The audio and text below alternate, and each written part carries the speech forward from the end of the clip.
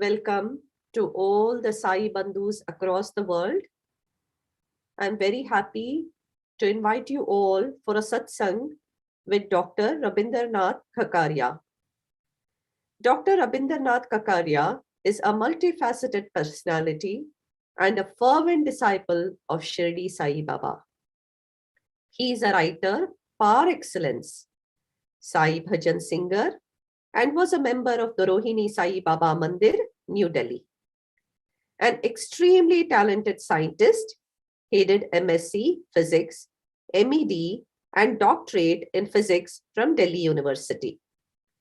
He is relentlessly involved in collection, compilation, and translation of literary material on the life, teachings, and miracles associated with Sai Baba of Shirdi. He has so far translated, authored 24 books on Shirdi Sai Baba, which have been published by Sterling Publishers Private Limited, New Delhi. Prominent among his books are 1008 Names of Shirdi Sai Baba, Shri Sai Baba the Savior, Sai Harikatha, Shirdi Within and Beyond. A naturally gifted singer, Dr. Kakaria has released several series and cassettes on Sai Baba. He is tirelessly engaged in the spreading the life and teachings of Shirdi Sai Baba through literary works and Sai Bhajan Sandhya. Welcome, Dr. Kakaria. Om Sai Ram to you and Namaskar to you. We're very happy to have you here with us. I'll hand over the session now to you. Om Sai Ram. ओम साई राम, ओम साई राम, ओम साई राम। सभी साईं भक्तों को मेरा प्रणाम।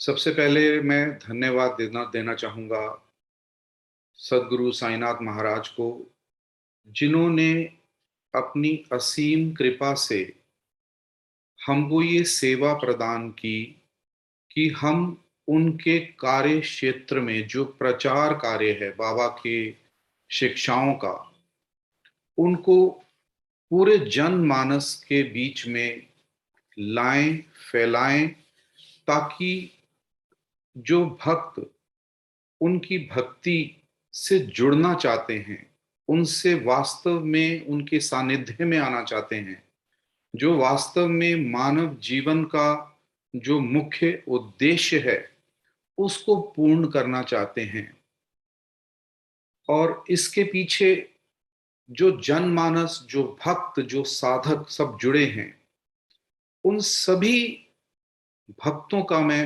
हृदय से आभार व्यक्त करना चाहता हूं, क्योंकि ये जो सेवा मिलती है ये बड़े भाग्य से मिलती है, बड़े भाग्य से ये मानुष तन मिलता है। और हर व्यक्ति अध्यात्म के मार्ग पे चलते तो बहुत हैं, लेकिन पहुंचता कोई कोई है, और वो कौन पहुंचेगा? जो अपने गुरु की आज्ञा में, उसकी शिक्षाओं में और निस्वार्थ भाव से अहंकार, द्वेष, ईर्ष्या, इन चीजों की जरूरत नहीं है।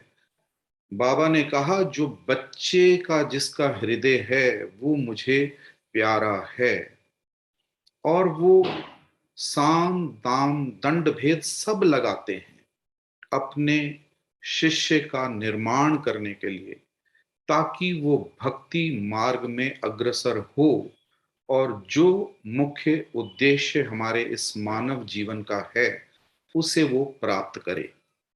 तो सबसे पहले बाबा के श्री चरणों में प्रणाम। उन्होंने हमको ये अवसर प्रदान किया। उसके बाद शिरडी साईं सत्संग परिवार, ये जो एक बहुत ही बड़ा कार्य है, ये छोटा कार्य नहीं है। भक्तों को इकट्ठा करके और गुरु की वाणी, गुरु के विचार, गुरु की वो दिव्य तरंग, उसको हमारे हृदय तक, हमारे मन, बुद्धि, चित्त तक पहुंचाना, ये एक आसान काम नहीं है। इसमें भी बाबा की कृपा और उनका एक दिव्य चक्र काम करता है। नहीं तो बहुत दुनिया है, पूरे संसार में लोग अपने अपने कार्यकलापों में व्यस्त हैं। इस कार्य के लिए समय निकाल पाना वो कोई आसान काम नहीं है। तो हम योद्धा हैं सारे, हम बाबा के भक्ति मार्ग के हम योद्धा हैं। भक्ति करे कोई सूरमा, कोई सूरमा, ये शास्त्रों में आया, भक्ति करे कोई सूरमा। तो सूरमा क्यों कहा? क्यों? माया का इतना प्रभाव है। इसलिए मैं सभी भक्तों का दिल से, हृदय से आभार व्यक्त करता हूं। और अगर सत्संग के दौरान कुछ ऐसा कड़वा, कुछ कटु शब्द मेरे मुख से निकल भी जाए, तो उसके लिए मैं पहले ही क्षमा प्रार्थी, क्षमा बाबा के चरणों में, भक्तों के चरणों में मैं क्षमा मांगता हूं। क्योंकि उसका एक कारण है। जब भी कोई व्यक्ति बीमार होता है, अस्वस्थ होता है, तो वो वैद्य के पास, वो डॉक्टर के पास जाता है। किस लिए? अपने शारीरिक इलाज के लिए, for the treatment of his human body. But when we are talking about the subtle part of the body, that is आत्मा, सूक्ष्म, उसकी बीमारी के इलाज के लिए हमको किसकी जरूरत पड़ती है? सदगुरु रूपी वैद्य की और सत्संग विचारों की। अब इसमें मैं कुछ 3 शब्द एक्सप्लेन करना चाहूंगा और फिर हम धीरे धीरे स्टेप बाय स्टेप बढ़ेंगे कि अध्यात्म चाहता क्या है। अध्यात्म, हमारे गुरु साईं बाबा, वो हमसे क्या उम्मीद करते हैं। देखिए, 2 शब्द आते हैं। एक शब्द है सत्संग। सत्संग का मतलब क्या है? सत्य का संग। सत्य क्या है? वो पूरे ब्रह्मांड में केवल ईश्वर ही सत्य है। तो जिसने सत्य का संग कर लिया, मतलब जिसने ईश्वर को तत्व रूप से जान लिया, वही सत्संग करने का अधिकारी है। अब इसमें एक कंसेप्ट मैं आपको बता रहा हूं। हम कहीं भी जाते हैं, भजन अटेंड किया, मंदिर में गए, कहीं पे कथा सुनी, तो हम कहते हैं हम सत्संग अटेंड करके आ रहे हैं। ये सत्संग नहीं होता। कैसे? मैं आपको एक्सप्लेन करके बताऊंगा। सत्य का संग, जिसने ईश्वर को देख लिया, God can be seen, God can be seen. और यही आज के जो हम सत्संग विचार हैं, जो हम कह रहे हैं हमने ट्रिब्यूट देना है साईं बाबा को, ये क्या ट्रिब्यूट क्या है? ये क्या धन्यवाद हम दे रहे हैं साईं बाबा को कि बाबा, जो आपने हमको शब्द कहे, और बाबा सदगुरु के जो शब्द हैं वो कोडेड लैंग्वेज में होते हैं। वो कोडेड लैंग्वेज है, उसको डी कोड करना पड़ता है। मैं आपको एग्जाम्पल्स देके बताऊंगा। तो जिसने सत्य का संग किया वो सत्संग है। बाकी जब हम कोई कथा, कोई भजन सुन के आते हैं, उसको हम हरि चर्चा कहेंगे। वो हरि चर्चा कहलाता है, क्योंकि अब मालूम नहीं जो वक्ता है, जो उस समय बता रहा है आपको, जो माइक पे आपको कथा सुना रहा है, उसने वाकई में सत्संग, सत्य का संग। और सत्य का संग क्या है? दैट इज ब्रह्म ज्ञान। ब्रह्म ज्ञान, सेल्फ रियलाइजेशन, अध्यात्म ज्ञान। अब हम धीरे धीरे इस पे आएंगे। दूसरा जो पक्ष हम आपको बताएंगे, एक होता है शब्द शिक्षा, दूसरा शब्द है दीक्षा। शिक्षा क्या है? जो व्यवहारिक ज्ञान हमने BA, MA, PhD, BTech, MBA, ये शिक्षा है, ये बाहरी ज्ञान है, डिग्रीज। एक आती है दीक्षा। दीक्षा कौन देते हैं? वो सदगुरु देते हैं। और जब वो दीक्षा देते हैं तो हमें क्या प्राप्ति होती है? हमें ब्रह्म ज्ञान की प्राप्ति होती है, जो मैं अभी आगे आपको समझाऊंगा।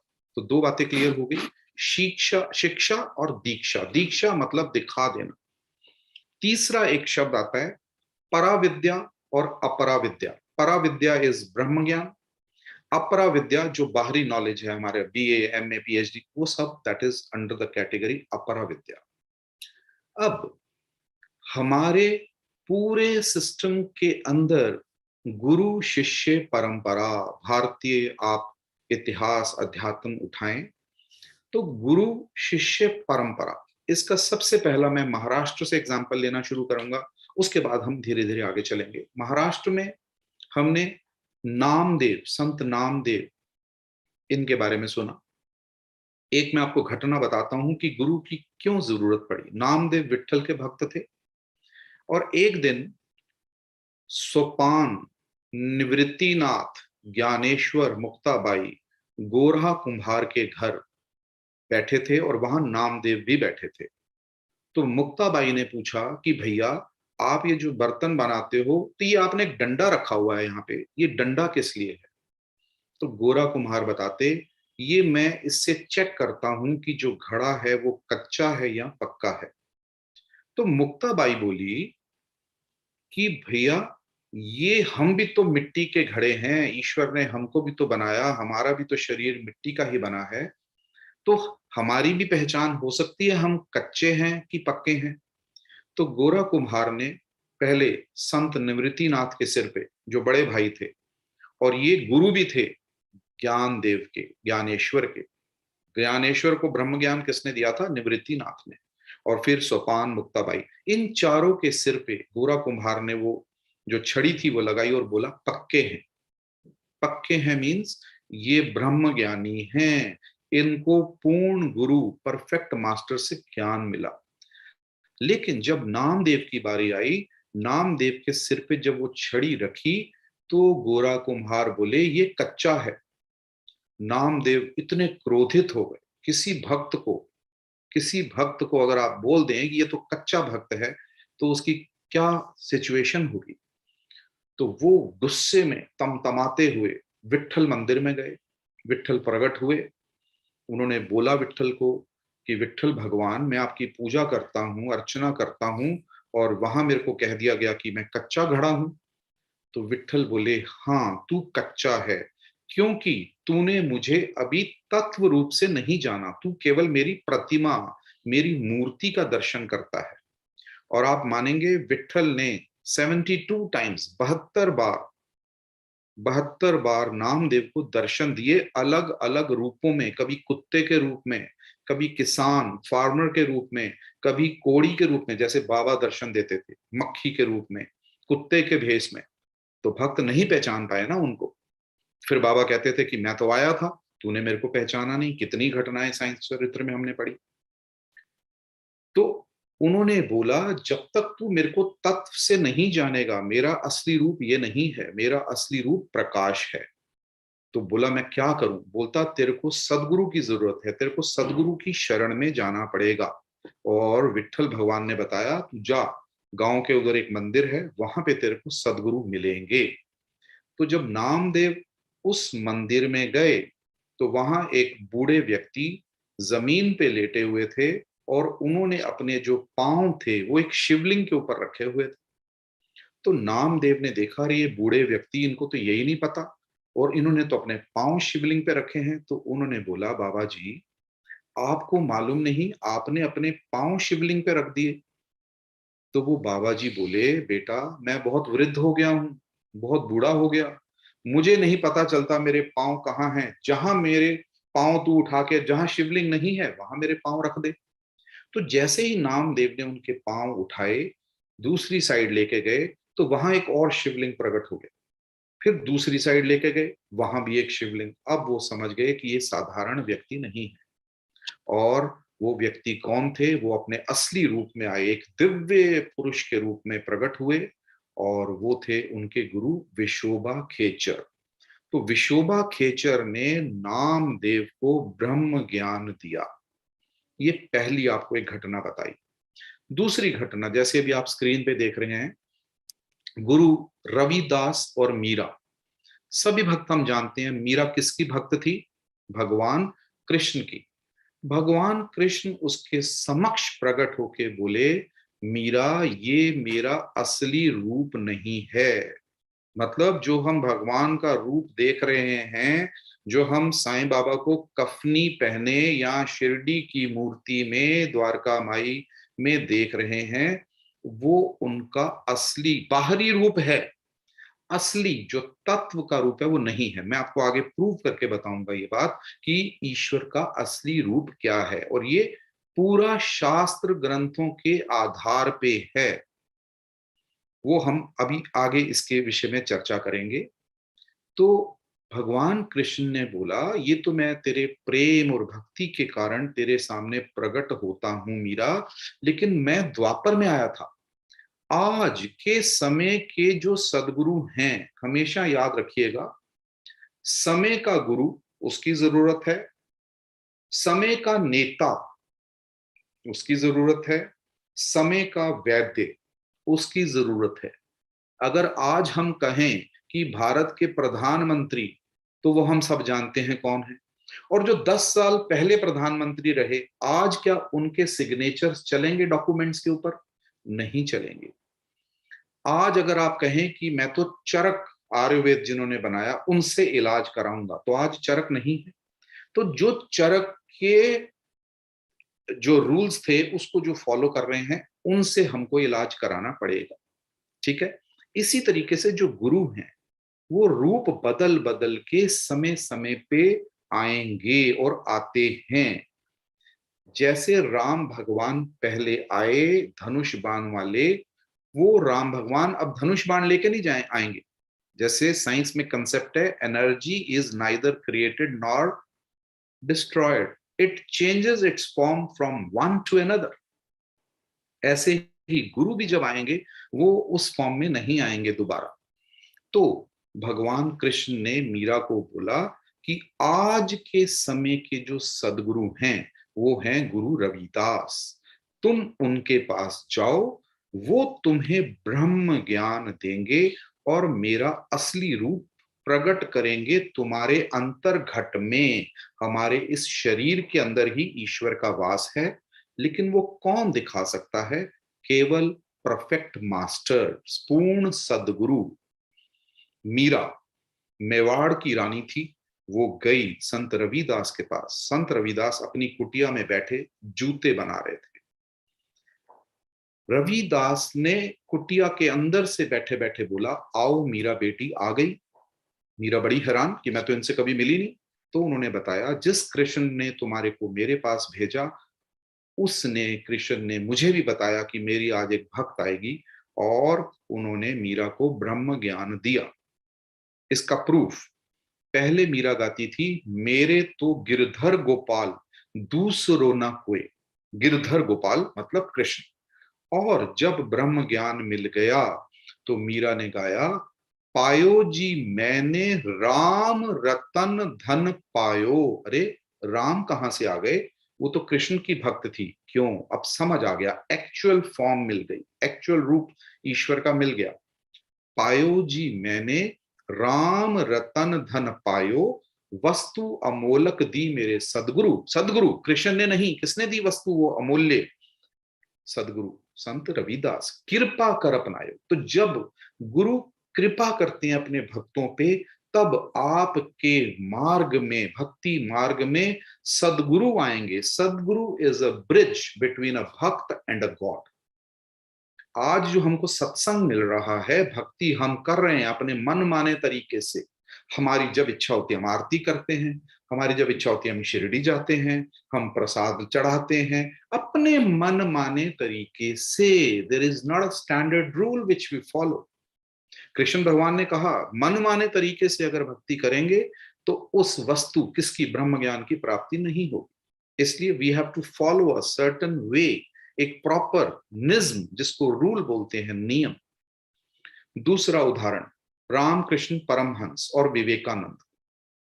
रामकृष्ण परमहंस काली मां के उपासक थे। उनको भोजन कराते थे, भजन सुनाते थे। एक दिन रामकृष्ण परमहंस के घर में एक व्यक्ति आए और उन्होंने बोला, ये रामकृष्ण माँ का असली रूप नहीं है। रामकृष्ण बोले, तो मुझे क्या करना पड़ेगा? उन्होंने बोला, तेरे को पूर्ण सदगुरु की शरण में जाके ज्ञान लेना पड़ेगा। कौन सा ज्ञान? ब्रह्म ज्ञान। मैं अभी आरती में बताऊंगा साईं बाबा की कैसे आपको पता चलता है। This is all coded language. तो उनको तो बड़ा, उन्होंने बोला, मैं नहीं मानता ऐसी बातों को। तो बोला, अच्छा तू किसकी बात मानता है? उन्होंने बोला, मैं केवल माँ की बात मानता हूं। तो उन्होंने बोला, आप जाके पूछ के आओ। वो माँ के पास गए, माँ को प्रकट किया और माँ को बोला, माँ मेरे घर में एक व्यक्ति आए हैं, वो बोले हैं कि आपका ये असली रूप नहीं है। माँ बोली, हाँ वो बिल्कुल ठीक कहा है उन्होंने, ये मेरा असली रूप नहीं है। रामकृष्ण तो इतने क्रोधित, गुस्से में पूरा दक्षिणेश्वर मंदिर गूंज गया। बोले, माँ तो मैंने इतने टाइम से आपकी जो पूजा अर्चना भक्ति की।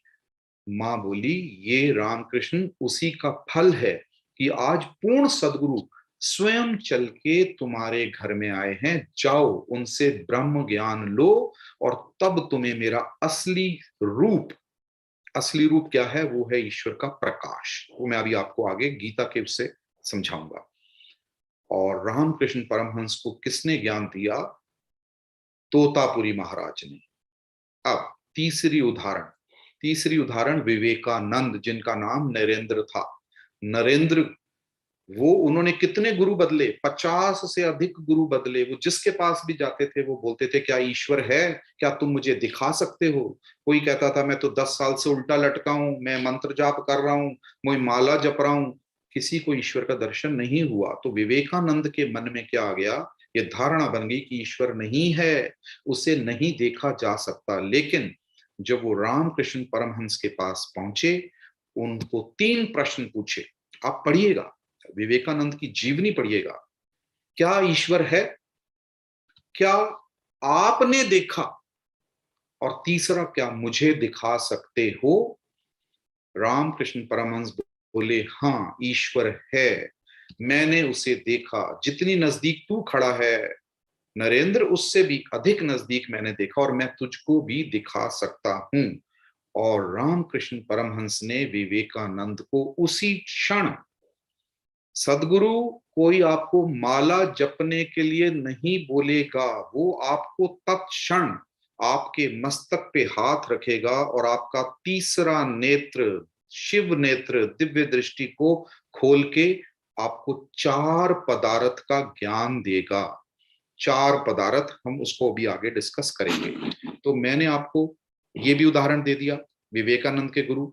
अब हम अपने ग्रंथों के आधार पे, मुंडोपनिषद, ब्रह्मा ने ऋषि अथर्व को ज्ञान दिया, ऋषि अथर्व ने ऋषि अंगी को ज्ञान दिया, ऋषि अंगी ने सत्यवह मुनि को ज्ञान दिया, सत्यवह मुनि ने ऋषि अंगिरा।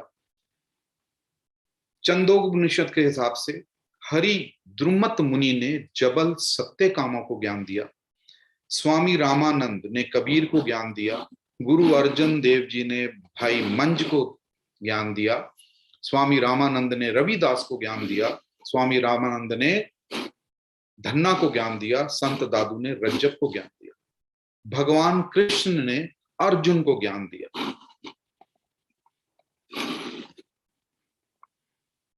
अब देखिए, ये इस स्लाइड के अंदर हमने पूरा हमारे जो शास्त्रों में विशोबा खेचर को किस विशोबा खेचर ने ज्ञान दिया? नामदेव, निवृत्तिनाथ को ज्ञानदेव ने, सनत कुमार, नारद, जनार्दन, एकनाथ, ये पूरी लिस्ट आप देख सकते हैं और हम इनके बारे में पढ़ते हैं। इसका मतलब जब भी जीवन में हम भक्ति मार्ग में चलें तो हमारे को सदगुरु की आवश्यकता है। गुरु बिना गत नहीं, ये सब बातें ग्रंथों में है। गुरु उपदेशेन बिना तत्व ज्ञानम ना विद्यते, दीक्षा विहीनस्य ना सिद्धिं च सद्गति। इसका मतलब हमको भक्ति मार्ग में सदगुरु की आवश्यकता है। नेक्स्ट।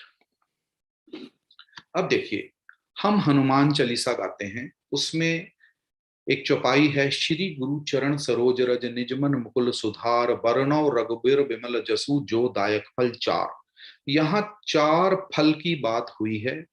ये चार फल कोई बाहरी फल नहीं है, ये केला संतरा और अमरूद नहीं है। ये चार फल आपको सदगुरु प्रदान करेंगे जब वो आपको ब्रह्म ज्ञान मतलब सेल्फ रियलाइजेशन आत्मज्ञान प्रदान करेंगे। जब आपकी दिव्य दृष्टि खुलेगी तो आपको ये चार फल, जिसको हम आगे पूरा डिटेल में आपको बताएंगे, गुरु ग्रंथ साहब में आया, चार पदार्थ जो कोई मांगे साध जना की सेवा लागे। गुरबाणी में भी चार पदार्थ की बात आई। अब हम आरती गाते हैं, तुम हो एक अगोचर सबके प्राणपति, किस विध मिलूं दया में तुमको मैं कुंती। इसका अर्थ क्या है? तुम ईश्वर को बोल रहे हैं, हो भगवान है, एक अगोचर, ये जो शब्द है अगोचर, if you break this word, अ जमा गो जमा चर, गो मतलब होता है इंद्रियां, जो हमारी बाहरी इंद्रियां हैं, चर जहां पे इंद्रियां पहुंच सकती हैं, दैट इज चर। जब उसके आगे आ गया तो अगोचर, वहां इंद्रियां नहीं पहुंच सकती। इसका मतलब ईश्वर को हम इन बाहरी इंद्रियों से नहीं देख सकते, उसके लिए कोई अलग दृष्टि की जरूरत है, कोई एक अलग टेक्निक की जरूरत है। फिर कहता है सबके प्राणपति, वही ईश्वर का जो हमारे अंदर एनर्जी चल रहा है, प्रीमॉर्डियल वाइब्रेशन, सबके प्राणपति, चाहे कोई अमेरिका में बैठा है चाहे इंडिया में बैठा है, प्राणों का जो सांस चल रहे हैं वो सब में एक है। फिर शब्द आया किस विध, विध मीन्स किस विधि, विधि मीन्स टेक्निक, मिलना है, we have to meet the god दया में, तुमको आपको मिलना है ईश्वर, मैं कुंती। इसी तरीके से बाबा की आरतियों के अंदर भी आया, मैं आपको बताता हूं। ये साईं बाबा, हम आरती गाते हैं, झोली लोम तसे वाम करी, त्रिशूल डमरूधारी भक्ता वरद सदा सुखकारी, देशिल मुक्ति चारी। ये जो शब्द है ना चारी, हम आरती बहुत बार गाई है, लेकिन हमने इसका अर्थ जानने का प्रयास नहीं किया। ये जो चारी शब्द है, इसका मतलब चार पदार्थ। मैंने आपको क्या बोला, ग्रंथ की भाषा इज अ कोडेड लैंग्वेज। जैसे कंप्यूटर के अंदर बाइनरी आता ना, बूलियन अलजेब्रा 0 1, तो जीरो का मतलब छोटा बच्चा होगा वो कहेगा जीरो तो जीरो ही है, लेकिन वो एक इलेक्ट्रॉनिक्स या कंप्यूटर जो अगर ग्रेजुएट होगा वो समझ जाएगा zero is of, one, one जो है वो ऑन, स्विच ऑन करना है। इसी तरीके से एक और मैं आपको बताता हूं, नमस्कार अष्टक हम गाते हैं साईं बाबा का, परि अंतरी ज्ञान केवल्य दाता। अंतरी ज्ञान कौन सा ज्ञान है? ये बाहरी ज्ञान नहीं, ये परा विद्या है, दिस इज परा विद्या, ब्रह्म ज्ञान, सेल्फ रियलाइजेशन। फिर आप आ जाइए, दास गणु महाराज हमारे बड़े प्रिय और बाबा के भी बड़े प्रिय, पूरे वर्ल्ड में ये भजन गाते हैं, मैं अंधा हूं बंदा आपका। किसका बंदा हूं मैं? आपका किसका? साईं बाबा, मैं आपका बच्चा हूं, आपका भक्त हूं। मैं अंधा हूं बंदा आपका, मुझको प्रभु दिखलाना। देखिए, दास गणु महाराज वॉज अ पुलिस कांस्टेबल, और आपको मालूम है पुलिस डिपार्टमेंट में ब्लाइंड्स की तो अपॉइंटमेंट नहीं होती ना, तो ये कौन से अंधेपन की बात कर रहे हैं? बाहरी आंख नहीं, ये जो दो आंख हैं ये तो माया को देखने के लिए है। मायापति ईश्वर जो दिखाई देता है उसको देखने के लिए एक अलग आंख है, दैट इज कॉल्ड थर्ड आई, दिव्य दृष्टि। ये हमारी जो दो आंखों के बीच में यहाँ पे, दिस इज कॉल्ड थर्ड आई। तो हम आपको डायग्राम से आगे भी दिखाएंगे। तो वो कह रहे हैं मुझको प्रभु दिखलाना, मतलब कंफर्म हो गया कि ईश्वर दिखाई देता है। आगे आइए, काकड़ आरती में हम गाते हैं, सेकंड श्लोक है, तमा निरसी भानु हा गुरु ही नासी अज्ञानता। अज्ञानता मतलब, फिर यहाँ पे वही शब्द आ गया, दिस इज परा विद्या। अज्ञानता मतलब हमको ब्रह्म ज्ञान देना है।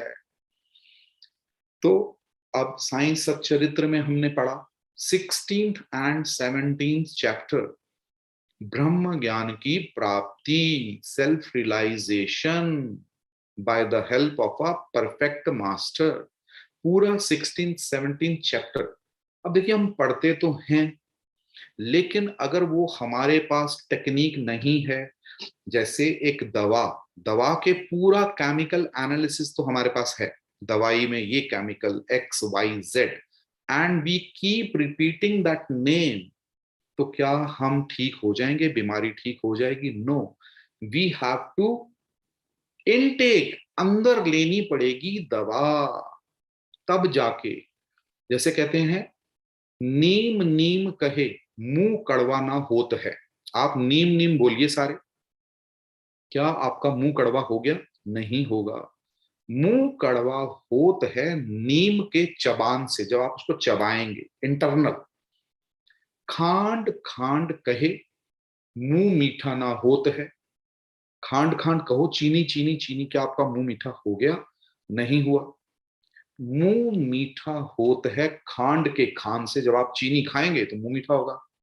इसी तरीके से राम राम कहे कभू मन में ना शांति आए, कुछ टाइम के लिए तो शांति आएगी, लेकिन वो थोड़ी देर के बाद धीरे धीरे धीरे धीरे फेड आउट हो जाएगी। क्यों?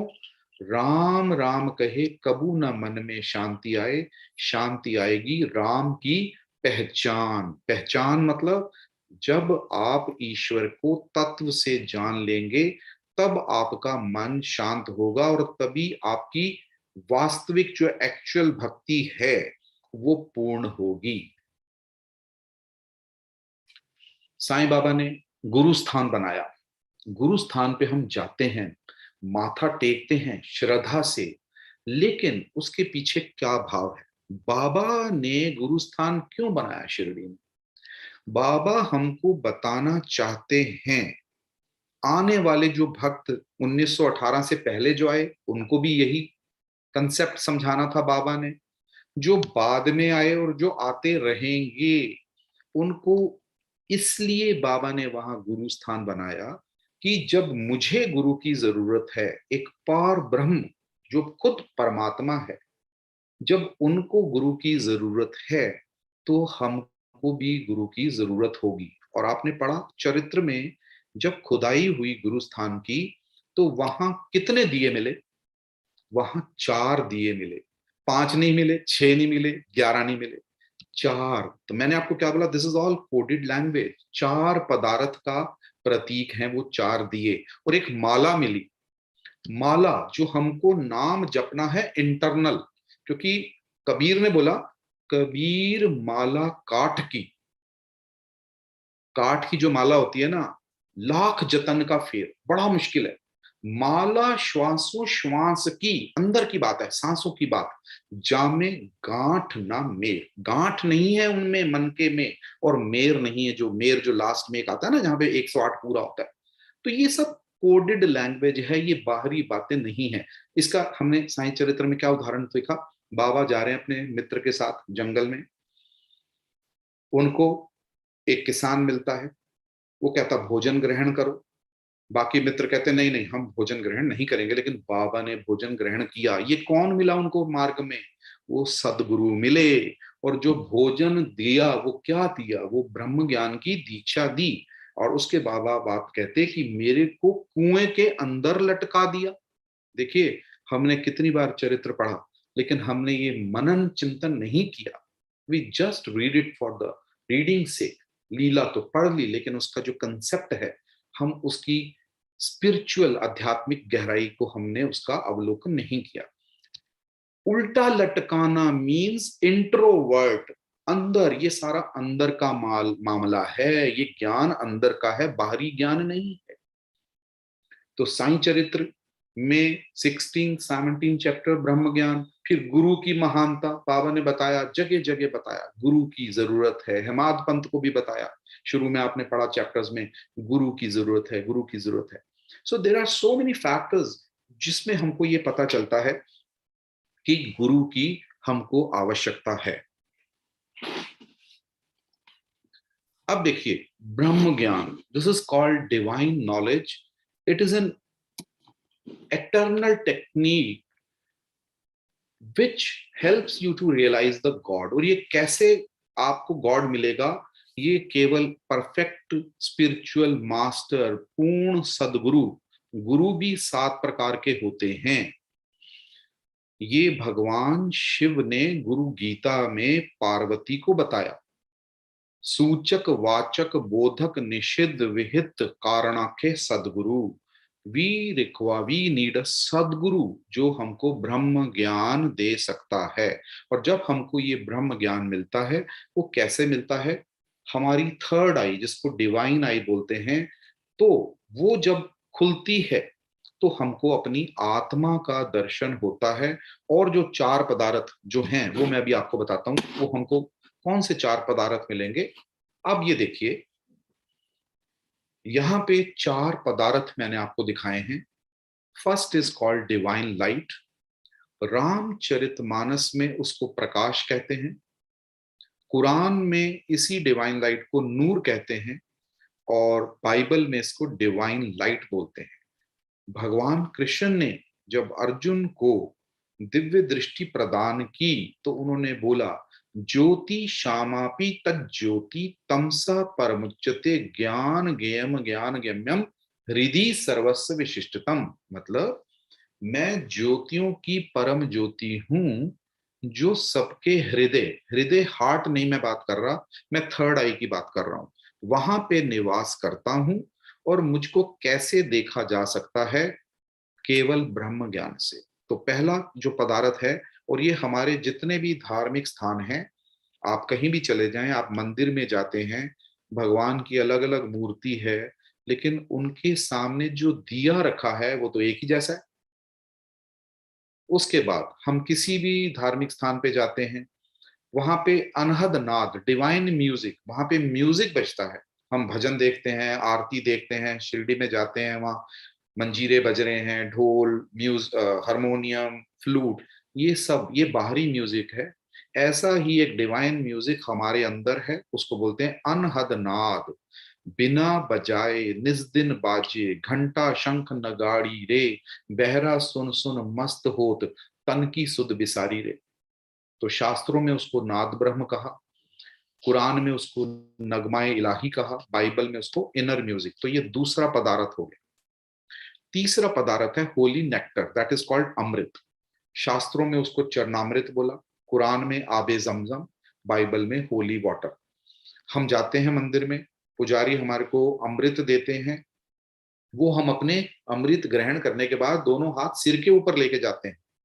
ये क्यों लेके जाते हैं? क्योंकि ये जो अमृत है ये हमारे सिर के ऊपर बिल्कुल जो लास्ट सहस्त्र दल है वहां पे ये अमृत है।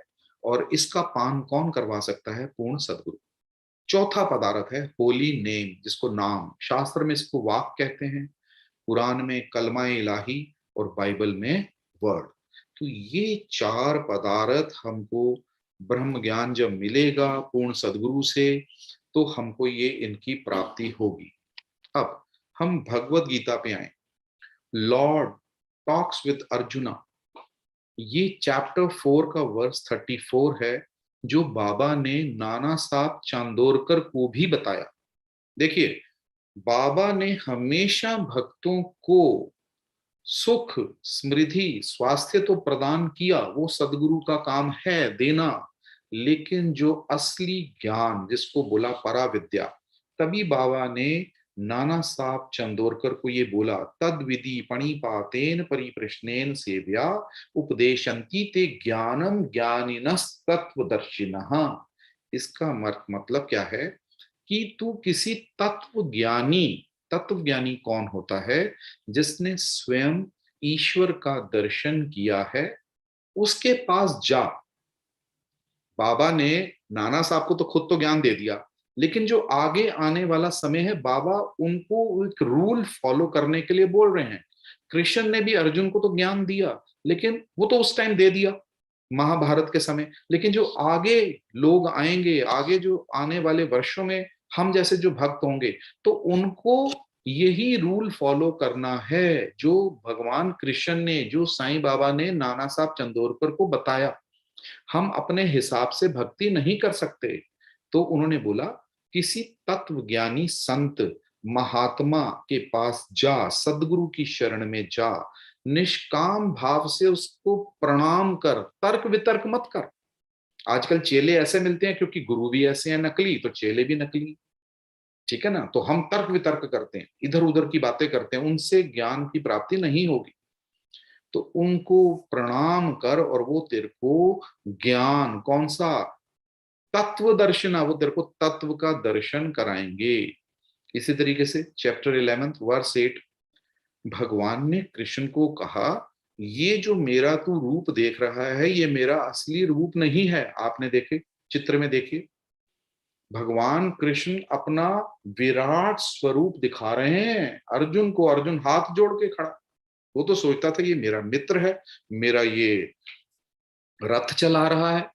नहीं, भगवान कृष्ण ने कहा, न तू माम शक्य से दृष्ट मनने स्वचक्षुषा दिव्यम ददामी ते चक्षु पश्चिमेव योगमेश्वरा, कि अर्जुन तू मेरे को इन नेत्रों से, जो भगवान ने तेरे को दो नेत्र दिए हैं ना, इनसे मेरा असली रूप नहीं देख सकता।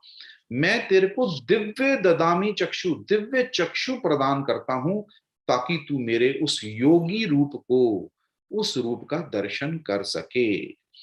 और चैप्टर 13 वर्स 18 में क्या आया, ज्योति शामापि तज्ज्योति तमसा परमुच्यते ज्ञान गम्यम हृदि सर्वस्व विशिष्टतम। मतलब मैं ज्योतियों की परम ज्योति हूं, जो सबके हृदय, हृदय मतलब जहां थर्ड आई है, वहां मेरा निवास है। जिसको ज्ञान, कौन सा ज्ञान, जो आज हम पूरे सत्संग का जो हमारा बेस था, दैट इज ब्रह्म ज्ञान, सेल्फ रियलाइजेशन। तो मेरे असली रूप को तू कैसे जानेगा, ये तो मेरा बाहरी रूप है। साईं बाबा जो द्वारका माई में बैठे हैं, वो साईं बाबा का बाहरी रूप है। हमको अगर उनसे जुड़ना है तो हमको दीक्षा ग्रहण करनी पड़ेगी किसी पूर्ण सदगुरु। और पूर्ण सदगुरु की पहचान क्या है, अखंड मंगलाकारम व्याप्तन येन चराचरम तत्पदम दर्शितम येन तस्मै श्री गुरु वे नमः। जो हमें वो दिव्य दृष्टि प्रदान करें और अपना तत्व से रूप दिखाएं, हमको दर्शन कराएं और चार पदार्थ का ज्ञान दें। अब देखिए बाइबल में आया, if thine eye be single the whole body shall be full of light. पूरी हमारे शरीर में, हमारे पूरे शरीर में हमको क्या दिखाई देगा, प्रकाश। तो बाइबल भी वही कह रही है, लेकिन आप इसको कितनी बार पढ़ लें, 100 बार पढ़ लें, 1000 बार पढ़ लें, उससे ज्ञान नहीं मिलेगा। ज्ञान तो तभी मिलेगा जब हम पूर्ण सदगुरु की शरण में जाएंगे। और फिर blessed are the pure in heart for they shall see God, Bible में आया। और विवेकानंद ने क्या बोला, व्हाट इज रिलीजन। किसी ने विवेकानंद जी से पूछा व्हाट इज रिलीजन, तो एक लाइन में उत्तर दिया, religion is the realisation of God. Now what do you mean by realisation, मतलब उनका दर्शन करना, मतलब भगवान देखा जाता है। ये केवल किस्से कहानियां नहीं है, केवल हमने लीला पढ़ ली। हम कहते हैं साईं बाबा ने पानी से दिए जलाए, हम अपने बच्चों को भी यही बताते हैं, भाई साईं बाबा ने पानी से दिए जलाए। इसके पीछे जो अध्यात्म है, जो स्पिरिचुअल कंसेप्ट है, जो कोडिंग डी कोडिंग का कंसेप्ट है, वो क्या है, सहज प्रकाश रूप दिन राती, नहीं कुछ चाहिए दिया घृत बाती। मतलब जो हमारे अंदर प्रकाश है, जो सदगुरु प्रज्वलित करेंगे, उसके लिए दिया भी नहीं चाहिए, घी भी नहीं चाहिए, तेल भी नहीं चाहिए और बाती भी नहीं चाहिए। लेकिन हमने क्या किया, हमने अपने आप को सीमित कर दिया, केवल साईं बाबा ने दिए जलाए। हम इससे आगे हमने सोचने का प्रयास ही नहीं किया कि भाई वो दिए कैसे जलाए। साईं बाबा इंडिकेट करना चाहते हैं भक्तों को कि आप सोचो, आप इस पे विचार करो। तो रामचरितमानस में आया, सहज प्रकाश रूप दिन राती। प्रकाश, भगवान का रूप क्या है, प्रकाश दिन रात। वो केवल दिवाली वाले दिन दिए की बात नहीं कर रहे, सहज प्रकाश रूप दिन राती, नहीं कुछ चाहिए, कुछ नहीं चाहिए, दिया घृत बाती, घी भी नहीं चाहिए, दिया। वो तो बाबा की लीला थी। गए ग्रोसरी वालों के पास कि हमको तेल दे दो। बाबा की जरूरत नहीं थी, वो हमको दिखाना चाहते थे कि बेटा बच्चों समझो, ये ज्ञान वाला प्रकाश है, ये बाहरी प्रकाश की बात नहीं है। संत कबीर ने क्या बोला, ये मैंने अभी जो आपको बोला, यहाँ हमारे सिर के ऊपर ये चौथा पदार्थ जो मैंने कहा अमृत है। गगन मंडल विच, बीच में, विच मीन्स बीच, अमृत का कुआं, तहां ब्रह्म का वासा, ब्रह्म ईश्वर यहाँ। सगुरा, सगुरा मीन्स जिसके पास सदगुरु है। अगर आपके पास सदगुरु नहीं है, आपने सदगुरु की शरण ग्रहण नहीं की, तो आप निगुरे हैं। जैसे रावण था, भले उसको 4 वेद, 6 शास्त्र, 9 व्याकरण, 18 पुराण कंठस्थ थे, हमें तो 4 लाइन नहीं श्लोक याद होते, है ना। तो वो निगुरा, लेकिन जिसने सदगुरु की शरण ग्रहण की वो सगुरा। तो जो सगुरा है वो भर भर पीवे, निगुरा मरत प्यासा, जिसने गुरु नहीं जीवन में धारण किया। और देखिए, ऐसे ही किसी को गुरु मत बना लीजिएगा। कहते हैं पानी पियो छान के, पानी हम फिल्टर लगाते हैं, एक्वागार्ड लगाते हैं, पानी पियो छान के, क्यों? इम्प्योरिटी है। ऐसे ही गुरु भी इम्प्योर हैं। आज जो माया का हम आसपास देखते हैं पसारा, तो वहां पूर्ण गुरु की पहचान होनी चाहिए। जैसे 500 का असली नोट है, ठीक है, लेकिन 750 का असली नोट नहीं है। क्यों नहीं है? क्योंकि रिजर्व बैंक ने 750 का नोट ही नहीं बनाया। 500 का अगर बनाया, असली बनाया, तो उसकी नकल भी है। मतलब नकली अगर संत है तो असली भी है, लेकिन आपको पहचान होनी चाहिए। इसलिए फिर आगे बोलते हैं, गुरु बिन माला फेरते, गुरु बिन देते दान। अगर आप पूर्ण गुरु की शरण में नहीं हैं, आप कितनी माला फेरते रहें, आप कितना भी दान देते रहें, डोनेशन बॉक्स भर दें, दोनों ही निष्फल, उसका फल आपको नहीं मिलेगा। चाहे पूछे वेद पुराण, वेद पुराण से आप जाके पूछ लीजिए, वही ऑथेंटिक हैं, हमारे जो स्क्रिप्चर्स हैं। तो गुरु के बिना आप कितनी माला फेरे, वो हो गया अपने मन से भक्ति कर रहे हैं, अपने मन से दान। लेकिन गुरु के बिना जब आप ये काम करते हैं, एक बच्चा मेडिकल कॉलेज में एडमिशन नहीं लेता, अपने मन से किताबें पढ़ता जाता है, पढ़ता जाता है, तो क्या वो एंड ऑफ द ईयर वो एग्जाम दे सकता है? उसने तो एडमिशन ही नहीं लिया ना। तो हमको एडमिशन लेना पड़ेगा गुरु की यूनिवर्सिटी में, पूर्ण सदगुरु के शरण में जाना पड़ेगा। फिर गुरु बिन ज्ञान न उपजे, गुरु बिन मिले ना मोक्ष, गुरु के बिना ज्ञान नहीं। कौन सा ज्ञान? ये ब्रह्म ज्ञान की बात की है।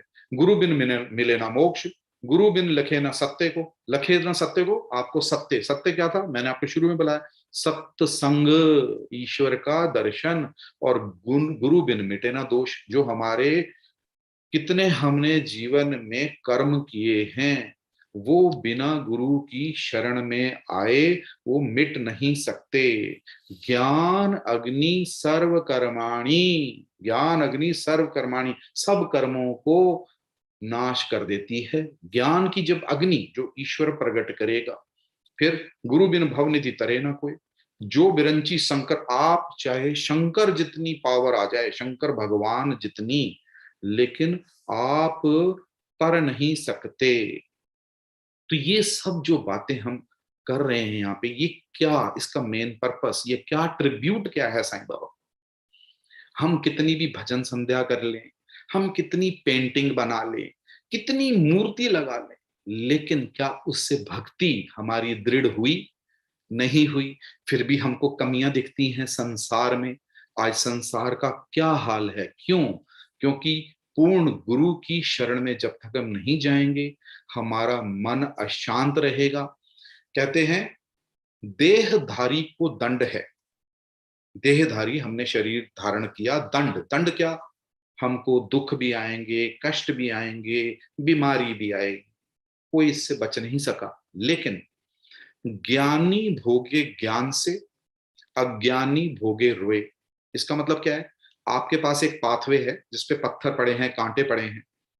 एक व्यक्ति नंगे पांव चल रहा है, ये अज्ञानी की बात कर रहा हूं, जिसके पास ब्रह्म ज्ञान नहीं है, तो उसको वो कांटे चुभेंगे, पत्थर चुभेंगे। लेकिन जिसके पास ब्रह्म ज्ञान का जूता, इसको जूते से कंपेयर करते हैं, वो है, तो उसको वो कठिनाई, वो कष्ट नहीं होगा। तो इसलिए देहधारी को दंड है, बच सके ना कोई, ज्ञानी भोगे ज्ञान से। हम भोगेंगे उसको, लेकिन ज्ञान का संबल हमारे पास है, सदगुरु की कृपा, उसका ऑरा, उसकी जो प्रोटेक्शन है, जो शील्ड है, वो हमारे पास है। और अज्ञानी भोगे रोए। फिर हमको गुरु ने क्या बताया कि हमको कैसा सुमिरन करना है। साईं चरित्र के अंदर एक शब्द आता सुमिरन, आप देखिएगा, चेक कीजिएगा। सुमिरन सदगुरु ऐसा, अब ये सदगुरु की एक और पहचान, सदगुरु ऐसा कीजिए पड़े निशाने चोट। सदगुरु कौन सी चोट मारा है और कहां निशाना कर रहा है? यहां थर्ड आई पे। सदगुरु ऐसा कीजिए पड़े निशाने चोट, सुमिरन ऐसा कीजिए जीभ हिले ना होठ। भगवान का नाम हम मुंह से ले ही नहीं सकते। ये जो सब नाम है ना, राम कृष्ण साईं, ये गुणवाचक नाम है। लेकिन हमने शुरू में कहा, हम वो खुद ही बोल रहे हैं, तुम हो एक अगोचर, इंद्रियां से परे हैं भगवान। तो उसके लिए होठ हिलाने की, मुंह हिलाने की जरूरत नहीं है। उनका जो नाम है वो भगवान कृष्ण बता रहे हैं। फिर कोडेड लैंग्वेज, अव्यक्तो अक्षर, अव्यक्त है, किसी ग्रंथ में भगवान का नाम नहीं लिखा जो एक्चुअल नाम है। तो भगवान ने क्या बोला? अव्यक्तो अक्षर इत्युक्तमाहु परमाम गतिम या प्राप्य ना तद्धाम परम मम। जो मेरे उस अव्यक्त नाम को जानता है, केवल वही मेरे धाम पे पहुंच सकता है। इसलिए हमको वो नाम जानना है। वो हमको कौन बता सकते हैं? पूर्ण सदगुरु। और वो नाम हमारी सांसों में प्रकट करेंगे। जैसे आपके पास एक मोबाइल फोन है, उसका जब तक सिम एक्टिवेट नहीं होगा, मोबाइल फोन क्या है? ये बॉडी हमारी मोबाइल फोन है। इसके अंदर जब सदगुरु एक्टिवेट करेंगे उस नाम को, तभी तो आप कॉल कनेक्ट कर सकते हैं और रिसीव कर सकते हैं। आप खुद देख लीजिए, आपके पास मोबाइल है, अगर उसका सिम एक्टिवेट नहीं है तो क्या आप किसी को कॉल कर सकते हैं या उसके रिसीव कर सकते हैं? यही चार्जिंग, यही चार्जिंग ऑफ द सिम हमारे अंदर सदगुरु एक्टिवेट करते हैं। हम कहते हैं ना, हमने सिम एक्टिवेट करवाना है। तो ये एक्टिवेशन अगर बाहर जीवन में एक्टिवेशन है तो अध्यात्म के अंदर ही, लेकिन कोडेड लैंग्वेज। तो वो कैसे होगी?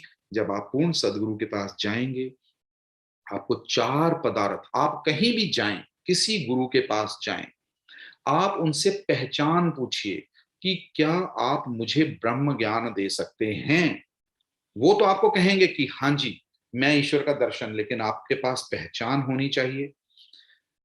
प्रकाश, अनहद नाद, अमृत और नाम, जो मैंने यहाँ प्रेजेंटेशन दी, उसको आप फिर दोबारा देख के आप पढ़ें। और मेरी ऐसे बात पे विश्वास ना करें, क्योंकि आजकल व्हाट्सएप यूनिवर्सिटी के सभी वाइस चांसलर हैं, सभी कहते हैं जी मेरे को बहुत ज्ञान, क्योंकि मैं तो हर महीने शिरडी जाता हूँ, हर महीने शिरडी जाना। लेकिन अगर बाबा की जो बात उन्होंने कही वो अगर नहीं मानी, एक बच्चा है वो डेली स्कूल जाता है, सुबह से लेके शाम तक खड़ा रहता है, लेकिन अगर वो क्लास अटेंड नहीं करता टीचर की, तो क्या वो एग्जाम दे लेगा? अरे उसने तो एडमिशन ही नहीं ली। तो केवल शिरडी जाने से हमारे कर्म संस्कार तो बढ़ते हैं, अच्छे पॉजिटिविटी आती है, लेकिन उसको जीवन में हमने लानी है। जो बाबा कह रहे हैं उसको अपने जीवन में लाना है, तभी हमारी भक्ति सार्थक होगी और बाबा को हम प्रसन्न कर पाएंगे। ठीक है, अब देखिए थर्ड आई के बारे में। हमने शिव जी की प्रतिमा देखी, मूर्ति देखी। ये जो सेंटर में आप फोटो में देख रहे हैं, दिस इज कॉल्ड थर्ड आई। और ये जो तीन हॉरिजॉन्टल लाइंस हैं, ये ईडा, पिंगला, सुषमना, ये हमारे शरीर में है, ईडा, पिंगला और सुषमना। रामचरितमानस में दिव्य दृष्टि, टर्मिनोलॉजी डिफरेंट हो सकती है, देखिए टर्म्स डिफरेंट हो सकती हैं, लेकिन उसका कंसेप्ट बिल्कुल सेम है। भगवत गीता में थर्ड आई को दिव्य चक्षु कहा, कुरान में उसको चश्मे बातिन, गुरु ग्रंथ साहब में दिव्य दृष्टि, बाइबल में आई ऑफ द सोल, फिर उसको शिव नेत्र, प्रज्ञा चक्षु, अंतर चक्षु, तृतीय नेत्र, ज्ञान चक्षु। तो हमको ये केवल नाम पढ़ के हम पेज आगे चले जाते हैं। हमको ये देखना पड़ेगा, सोचना पड़ेगा, पूछना पड़ेगा कि ये क्या है, हमको इसकी प्राप्ति। ये केवल फोटो देख के माथा टेकने से बात, ये तो वही बात हो गई, दवाई ले आए, टेबल पे रख दी, उसको आते जाते प्रणाम कर रहे हैं दवाई, उससे बीमारी ठीक नहीं होगी। और यही हो रहा है। हम सब मन में खुश हैं, मैं बहुत बड़ा भक्त हूँ, मैंने मंदिर बनवा दिया, मैं कहता हूँ जी मैंने तो इतनी किताब लिख दी, साईं चरित्र भी लिख दिया, ये भी कर दिया, charters and sayings, life of Sai Baba, यही चल रहा है ग्रुप्स पे, मैंने देखा। पढ़ तो रहे हैं हम, लेकिन हम जो बाबा ने कहा क्या उसको मान रहे हैं? अगर मेरे पिताजी मेरे को मई जून में गर्मी में आए घर और कहें कि बेटा मुझे एक गिलास पानी पिलाओ, और मैं एक कंबल या एक रजाई और एक बहुत अच्छी जैकेट बढ़िया लाके उनको दे दूं कि पिताजी आप ये लीजिए, देखिए भाव तो मेरा बहुत अच्छा है, बड़ी पिताजी की इज्जत भी कर रहा हूं, लेकिन क्या वो प्रसन्न होंगे? उस टाइम उनकी क्या जरूरत है? एक गिलास स्वच्छ जल, he wants to have a pure water, glass of water. तो हम क्या कर रहे हैं? हम अपने मन माने ढंग से भक्ति कर रहे हैं। तो उससे क्या बाबा, अगर हमारे पिताजी प्रसन्न नहीं हुए, रजाई भी दिया, आपने कंबल भी दिया, लेकिन वो क्या मांग रहे हैं? वो पानी मांग रहे हैं। तो आपने पानी नहीं दिया। बाबा हमको क्या कह रहे हैं? तद विधि पणिपातेन परिप्रश्नेन सेव्य उपदेशन्ति ते ज्ञानम ज्ञानिन च तत्वदर्शिना। बाबा कह रहे हैं तू तत्वदर्शी के पास जा, उससे ब्रह्म ज्ञान ले। और हम क्या कह रहे हैं? मैंने पारायण पूरा कर लिया जी साईं चरित्र का, मैंने प्रसाद डाल दिया, भक्तों को बांट दिया, भजन संध्या करवा दी, साईं बाबा की मूर्ति। अरे उससे साईं बाबा प्रसन्न नहीं होंगे। देखिए मैंने आपको शुरू में कहा था, कुछ कड़वा मैं जरूर बोलूंगा। मैं, बाबा ने मेरे को यह सेवा दी है, क्योंकि बाबा कफनी पहन के सटका लेके हमारे घर में आके डोरबेल नहीं बजाएंगे। वो अपना एक रिप्रेजेंटेटिव भेजते हैं। कल को जब हमारी मृत्यु हो, हमें ये बात आज 10 दिन के बाद समझ आए ब्रह्म ज्ञान, या जीवन के अंतिम श्वास पे समझ आए, या जब हम मृत्यु के बाद बाबा के चरणों में जाएं, तो बाबा हमसे पूछेंगे कि तूने जीवन में क्या किया। तो हम बोलेंगे, उनके पास पूरा डाटा है, उनके पास एक्सेल शीट बनी हुई है हमारे कर्मों की, कि इतनी बार शिरडी आया, इतनी बार काकड़ आरती करी, इतनी बार मध्यान्ह आरती करी। लेकिन बाबा पूछेंगे कि तूने ब्रह्म ज्ञान लिया? तो हमारा जवाब क्या होगा? फिर बाबा कहेंगे कि शिरडी साईं सत्संग परिवार ने एक 20 फरवरी को सत्संग रखवाया था, जो मेरे एक बच्चे ने किया, मेरे एक साधक ने किया, मेरे एक शिष्य ने किया। उन्होंने इतनी बात समझाई, हर ग्रंथ के हिसाब से मैंने कोशिश की है इतने कम टाइम में। मैंने केनी दीदी को बोला था कि दीदी समय थोड़ा आगे पीछे हो सकता है, लेकिन क्या तुम्हें वो बात समझ आई, या तुम अभी भी केवल रट्टू तोते की तरह उसको पढ़ते जाओगे चरित्र को? That is not going to help. See, that is not going to help. हमको पूर्ण सदगुरु की खोज करनी पड़ेगी। और जिनके मन में इच्छा है भक्ति मार्ग में, इतने भक्तों का मैंने आपको बताया, सबको सदगुरु मिले, हमको भी मिलेंगे। But we have to pray, निष्काम भाव से बाबा ही आएंगे किसी रूप में, लेकिन पहचानना पड़ेगा। बाबा विल डेफिनेटली हेल्प अस। वो हमको ज्ञान देने के लिए तत्पर हैं। ये इसीलिए सत्संग का अरेंज किया है बाबा ने प्रोग्राम। हम कोई नहीं है बोलने वाले, कोई जूम पे मीटिंग अरेंज करने वाले हम नहीं है। ये सब बाबा की प्रेरणा है। लेकिन उसको समझना किसने है? जो आदमी बीमार होता है, सर दवाई तो वही खाता है, डॉक्टर दवाई नहीं खाता, केमिस्ट नहीं खाता, कंपाउंडर नहीं खाता, घर के परिवार के सदस्य नहीं खाते, जो बीमार होता है वही खाता है ना खाता। इसलिए मेरी आपसे यही रिक्वेस्ट है कि हम इस मार्ग में आगे चलें, हम कोशिश करें, पूछें। और अगर आपको कोई प्रश्न है, आप मेरा फोन नंबर ले लीजिए, मेरे से किसी तरीके से भी कनेक्ट हो। जिनके मन में इच्छा है, मैं कोई फोर्स नहीं, मैं कोई नेता अभिनेता भक्त कुछ नहीं हूं। मेरी केवल आज एक सेवा लगाई है साईं बाबा ने, कि कल को मेरे भक्त ये मुझे ना कहें, उसके बारे में आपको बताता हूं। बड़े भाग मानुष तन पावा, सुर दुर्लभ सभी ग्रंथन गावा, साधन धाम मोक्ष कर द्वारा, पाई न जही परलोक सवारा, सो परत्र सुख पावही, सिर धुनि धुनि पछतावही, कालहे कर्मे ईश्वरे मिथ्या दोष लगावे। इसका मैं आपको मतलब समझा देता हूं। ये ग्रंथों में भगवान ने लिखवा दिया, वो हमारे साथ आज हो रहा है। हम कहते हैं बड़े भाग्य से हमको मानव तन मिला, केवल इसी तन में हमारे को ईश्वर की प्राप्ति हो सकती है। देवता भी तरसते हैं इस योनि में आने के लिए। बड़े भाग मानुष तन पावा, सुर दुर्लभ यही ग्रंथन गावा, सभी ग्रंथों ने महिमा लगी। लेकिन हम क्या कहते हैं, अरे मेरे तो कर्मों में नहीं था ये, मुझे किसी ने बताया ही नहीं, मुझे कोई बताता कि ईश्वर दिखाई देता है तो मैं तो जरूर प्रयास करता। और जब ये सब कुछ नहीं होता ना, तो फिर हम पता क्या करते हैं, मिथ्या भगवान पे झूठा दोष लगाते हैं।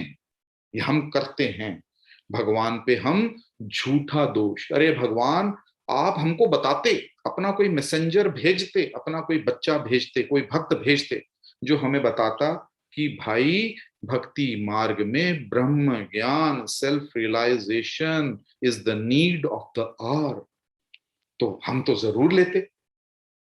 लेकिन क्योंकि बताने वाला आएगा भी, संत महात्मा आते रहे, लेकिन हमने क्या किया, हमने उस टाइम उनको पत्थर मारे, उनका मजाक उड़ाया।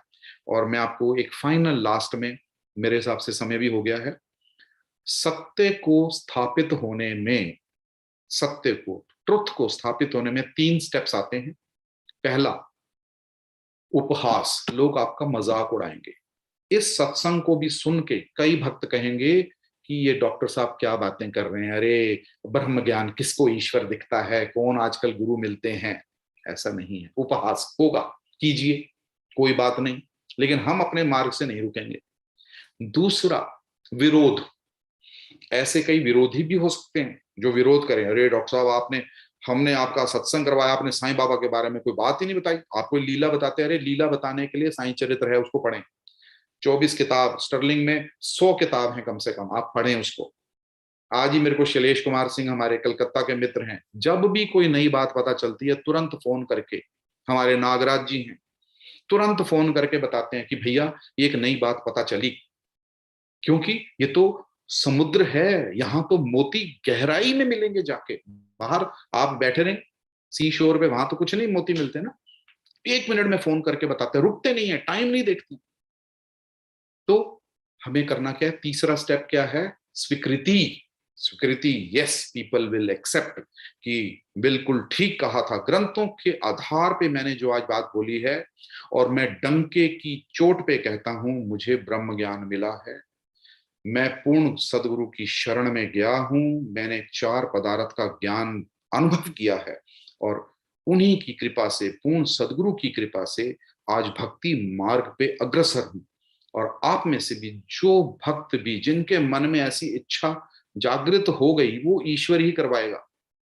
सदगुरु अगर आपके घर में आके रहे, साईं बाबा शिरडी में रहे, कितने साल रहे, क्या सबको ब्रह्म ज्ञान मिल गया? नहीं मिला, लोगों ने पत्थर मारे, लोगों ने तेल नहीं दिया। और आज हम जितने मर्जी सिंहासन बनाए, सोने के मुकुट पहनाएं, उससे बाबा प्रसन्न होने वाले नहीं। बाबा तभी प्रसन्न होंगे जब हम उनके मार्ग का अनुसरण, उनकी लीलाओं को जो बाबा ने समझाया उनको डी कोड करें और उसको ग्रहण करें, तभी वो हमसे प्रसन्न होंगे। और शिष्य का एक धर्म यही है कि गुरु की आज्ञा में चले, गुरु को प्रसन्न करे।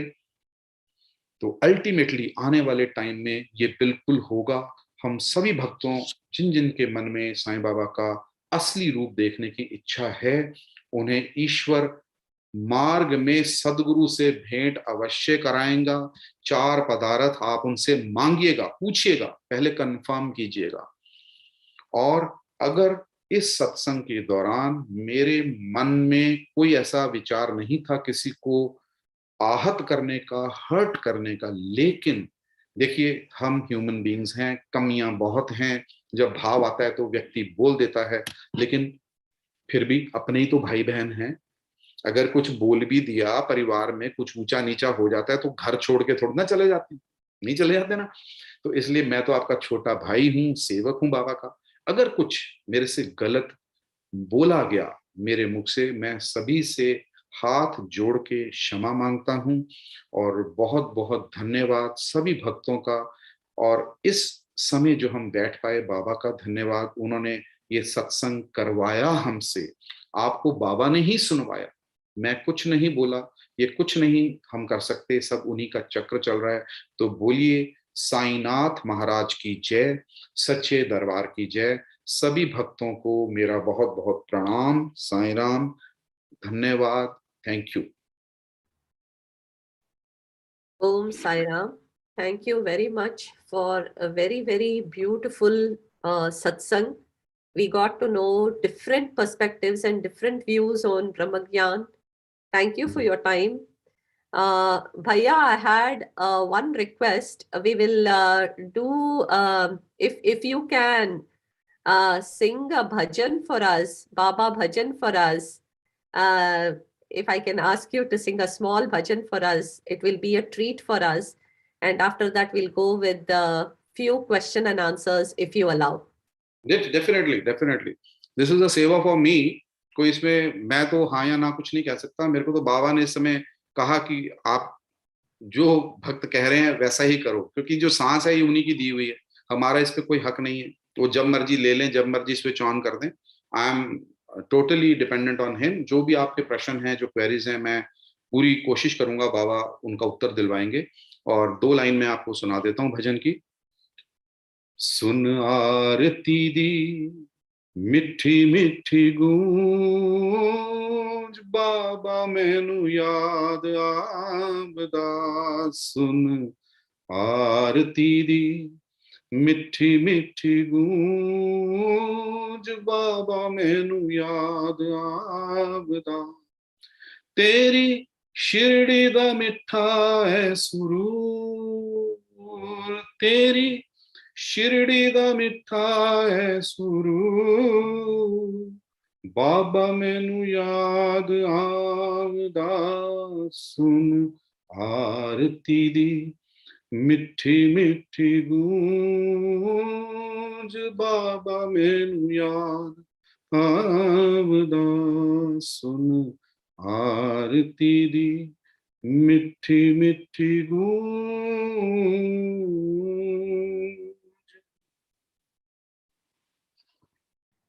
Thank you so much.